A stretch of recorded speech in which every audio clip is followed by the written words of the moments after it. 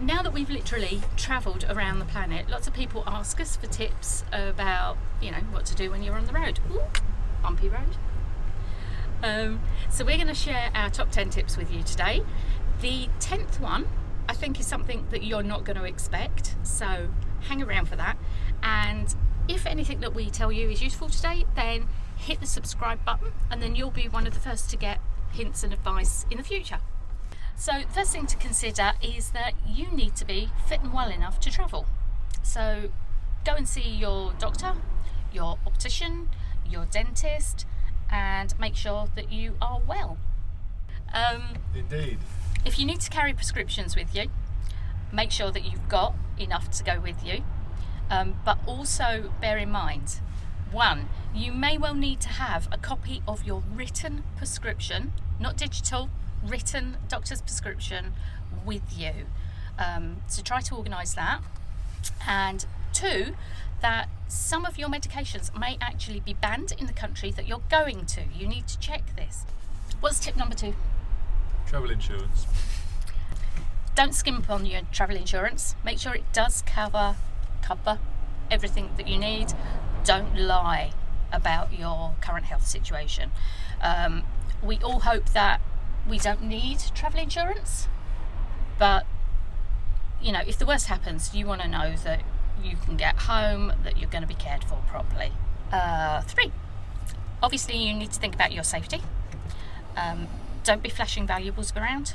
Make sure that you spread your cash around, either through your own personal items or, if you're travelling with a partner or a friend, that you share the money between you so that if anything happens to you, if you lose it, you could just lose it.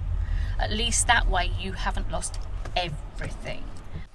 Don't flash all your cash. Don't have your phone out all the time. Don't have headphones on when you're walking down the street. Be vigilant and be aware of where you are. We carry a donor wallet. That's a spare wallet that's got expired bank cards in, a couple of coins, a couple of old banknotes, so that if we are ever stopped and people are demanding our belongings from us, we can just give them that useless wallet, and hopefully they'll be on their way. When it comes to accommodation, be realistic about your accessibility needs. If you're going to struggle getting up and down stairs, look for accommodation that has ground floor rooms or it has lifts.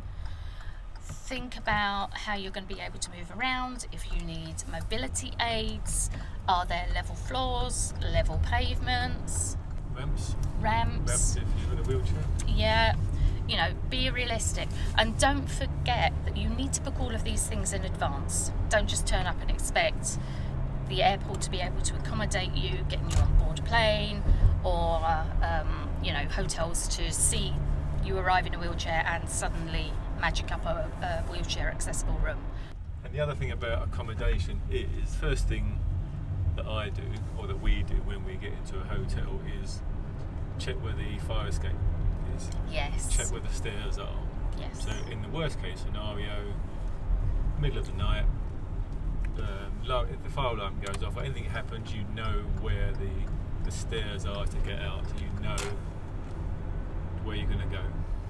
Okay, so on that point, when it comes to planning routes, when you arrive in a new place, plan your route in advance if you can do, so you're not wandering around looking lost and vulnerable. We use map software on our phones. If we were following a map around a town, I would wear just one earbud so that I could listen to the directions without having to have my phone out all the time. Don't be afraid to ask people for directions though. 95%, 99% of all people are fantastic and helpful. It's just the small minority that will ruin it. Speaking of people being helpful and friendly, do take local advice. We got adopted when we were in the Maldives by a local man. He took us all around the city. He showed us all the sights. Now, it wasn't for free in the end, but his local advice and knowledge was brilliant, and it gave us an experience that, we couldn't have had otherwise. So the other thing with maps is be aware that your phone may not be working. Download a map to your phone while you have internet. That was a handy tip that we learned, wasn't it? Yeah, absolutely. Before you arrive at your destination, if you've got good Wi-Fi, go to something like Google Maps and download the city map for the city you're going to, so you'll always be able to access it, even if you've got no data.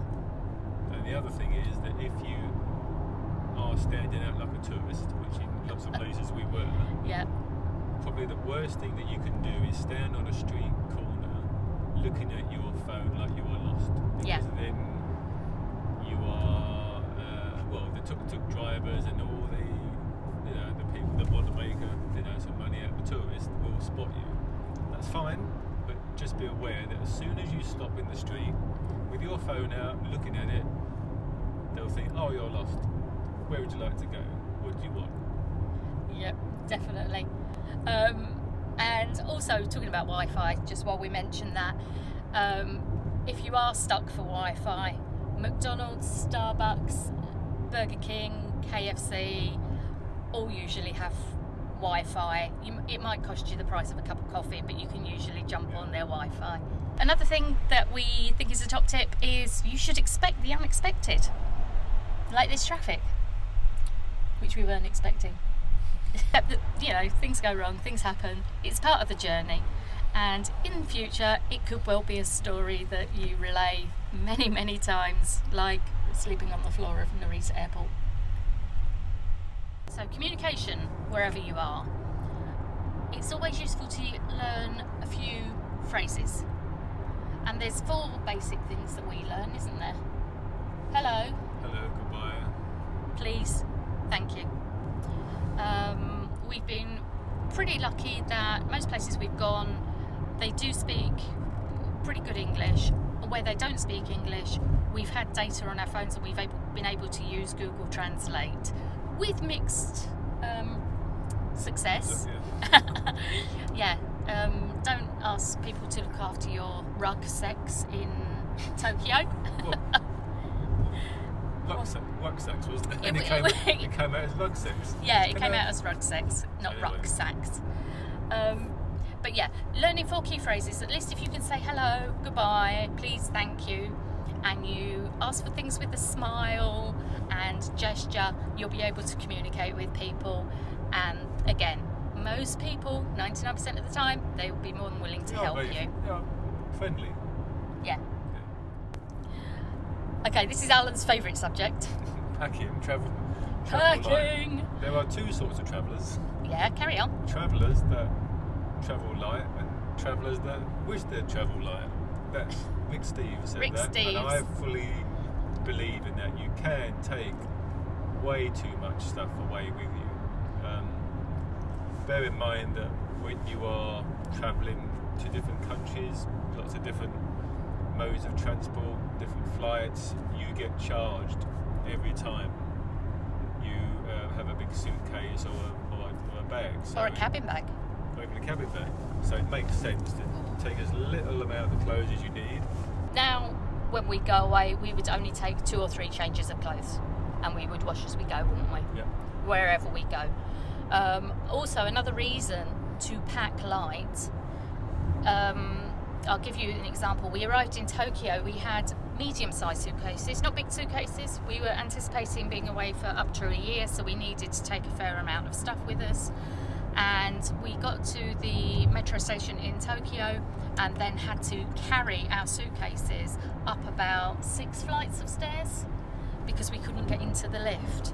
Think about you're probably going to have to cart this stuff around with you Yeah. manually. Yeah, So can just you think- carry it? Yeah. If you can't, then you've got too much. Yeah, basically. We take copies of our important documents with us. So photocopies of our passport, we also have those on our phone, photos of our passports, travel insurance, all of that kind of stuff. But don't pack all of your medication into your suitcase. Make sure that you carry at least some of it with you so that if your suitcase does go astray, you've got some medication to tide you over. Or did we talk about air tags? No, we haven't spoken about air tags. Great idea. Yeah, we love those. We have an air tag in our suitcase and our rucksacks, so that we can track where they are. If your bag goes astray, and we have met people who have had their bag taken from, quite literally under them, from a coach, you can see and trace where your bag is going to, so it's easier to get it back. So when you travel, you're travelling to experience a different geography, a different culture, a different way of thinking, or at least that's what we're travelling for. So it's important to embrace the local culture. Well, yes, and you don't have to go full in either. You can dip your toe in here and there, go to the local restaurants. Yeah, see which restaurants are full of local people. Yeah, because they are normally the best. It's a great opportunity. Yeah, travelling is a great way of broadening the mind and learning about people. So, you know, try to have at least one local experience if you can. And be open-minded. Yeah. Certain cultures, they don't understand cues. They don't understand your personal space, maybe. Oh, yeah. But that's just the way they live. So don't be offended. But just be aware that some cultures don't. So Yeah. just be open-minded and go with the flow. And the worst that can happen is that you might have someone push it in front of you, but it's not the end of the world. Yeah. Check your culture at the door. So our final travel tip, I think most people would find surprising, and that is to make sure that you rest and recharge. I would say that travelling is stressful Yep. up to a point, Yep. and it is tiring. So just build in some rest days on your travels. Now, maybe a day where you don't have to go too far, you just have a walk around the local area and just take it easy and have no plans for that day. Yeah, absolutely. We never plan more than one or two things that we're going to do in a day, so that we've got plenty of rest time. Yeah, rest is really, really important. Perhaps an afternoon nap. An afternoon nap. Oh, yeah, please. Yeah, don't underestimate the power of rest, particularly when you're travelling. The last thing you want is to get run down and make yourself Literally. ill. But yeah. Perhaps in Vietnam. In Vietnam. For some of these moments. Yeah, you don't want to wear yourself out, become ill. That's the last thing you need. So If you're into Hanoi, you'll know that it's very, very busy, very chaotic, very loud. And then some days we just thought, no, we're not going out. And we just stay. We have to just mentally prepare to venture out into the madness. yeah, if you've been somewhere like Hanoi that's just blown your mind and you can't face it, comment below. Tell us below. But on that point of getting rest, don't let other people dictate what you should see in a city. You choose what you should see. You choose the things that are most important to you. Don't try to tick everything off in any given city. You can't do it. That's us at our destination now. We are preparing for our next travel. We've got some supplies to get. Hopefully one of those tips, if not all of those 10 tips, have been useful to you. If they have, give us a thumbs up and hit the subscription button, please. If you hit subscribe and if you hit the notification bell, every time we release a video, you'll be notified and you'll be one of the first to see and hear. Well, happy travels, and we'll see you next time.